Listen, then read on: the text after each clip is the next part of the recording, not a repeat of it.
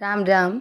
आज हम श्रीमद् भगवद गीता की अध्याय 2 सांख्य योग का श्लोक 65 संस्कृत उच्चारण और हिंदी अर्थ सहित समझेंगे। पहला चरण प्र का मतलब हुआ प आधा र पूरा प्रसादी। ये शब्द हम पिछले श्लोक में भी समझ चुके हैं।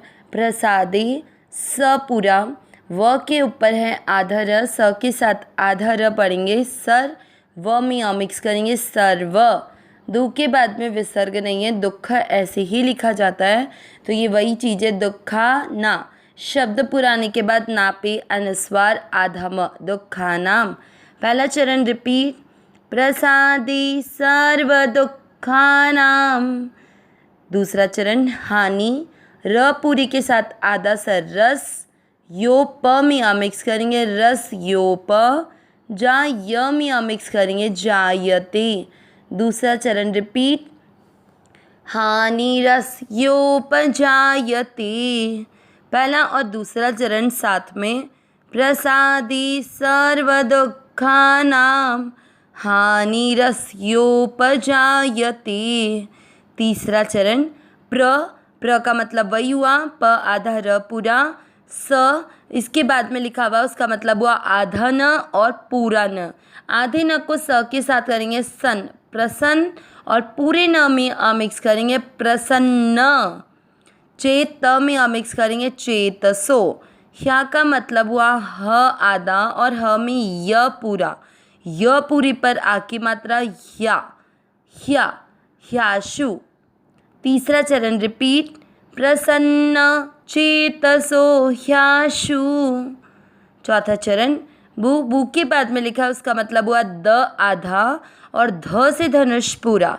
जो अक्षर पूरा होता है उस पर मात्रा लगती है, यहाँ पर छोटी ई की मात्रा है तो ध पर ई की मात्रा होगी धी, बुद्धि। ई की मात्रा है तो विसर्ग को पढ़ेंगे ही, बुद्धि ही।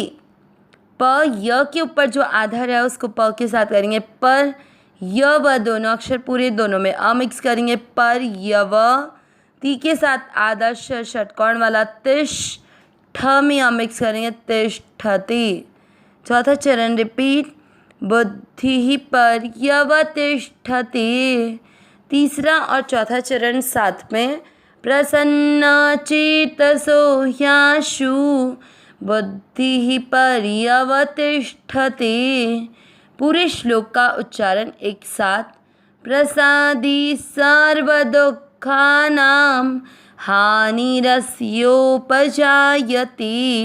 प्रसन्न चेतसो ह्याशु बुद्धि पर्यवतिष्ठते। एक बार फिर से, प्रसादी सर्व दुखानाम हानिरस्योपजायते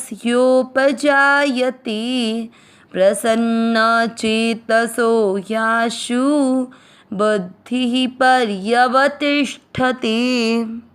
अब हम श्लोक का अर्थ समझेंगे।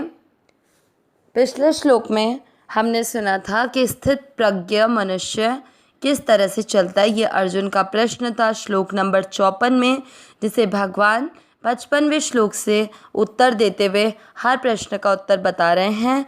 उसी में अर्जुन के चौथे प्रश्न का उत्तर भगवान ने पिछले श्लोक 64 से देना शुरू किया, जिसमें भगवान ने बोला कि वशीभूत अंतःकरण वाला कर्मयोगी साधक राग द्वेष से रहित अपने वश में की हुई इंद्रियों के द्वारा विषयों का सेवन करते हुए भी निर्मलता को प्राप्त हो जाता है, क्योंकि उसका विषयों का सेवन भोग प्रवृत्ति के द्वारा नहीं होता है। उसका विषयों के प्रति आसक्ति भाव न रहने के कारण उस विषयों का सेवन करते हुए भी उसकी बुद्धि परमात्मा में स्थित रहती है। इसीलिए वह अंतःकरण से वशीभूत मनुष्य परमात्मा को प्राप्त कर पाता है। अब आज के श्लोक का अर्थ देखते हैं। प्रसादे यानी अंतःकरण की निर्मलता प्राप्त होने पर, सर्व दुखानाम संपूर्ण दुखों का, हानि रस, देखिए ये शब्द कैसे विभक्त होंगे, र हानि र। अब र क्या है, हानि के बाद का विसर्ग हटने पर आया तो हानि ही यानी नाश, ठीक है। र में अ मिक्स किया था, उससे बन गया अस्योपजायते। ठीक है, तो हानि ही धन अस्योपजायते। अस और योप का य ले लेंगे तो क्या बना अस्य। अस्य यानी साधक के।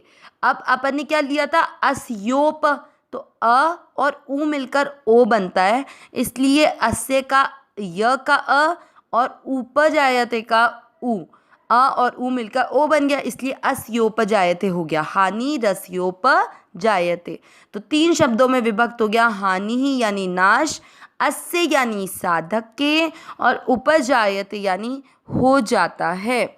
आगे प्रसन्न चेतसो। प्रसन्न चेतसो यानी शुद्ध चित्त वाले साधक की। ह्याशु 2 शब्दों में विभक्त होगा, ही धन आशु। ही यानी निसंदेह, आशु यानी बहुत जल्दी। बुद्धि ही बुद्धि पर्यवतिष्ठते, परमात्मा में स्थिर हो जाती है। पूरा अर्थ क्या निकला?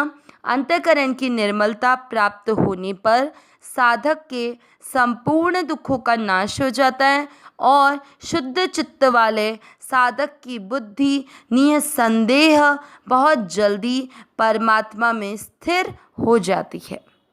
अब यहाँ पर एक बात आई कि प्रसादे सर्व दुखानाम, सारे दुखों का क्या हो रहा है? नाश हो रहा है। तो इसका मतलब ये नहीं है कि जिसकी भी अंतःकरण शुद्ध हो गया उसको भगवान दुख नहीं दे रहे हैं।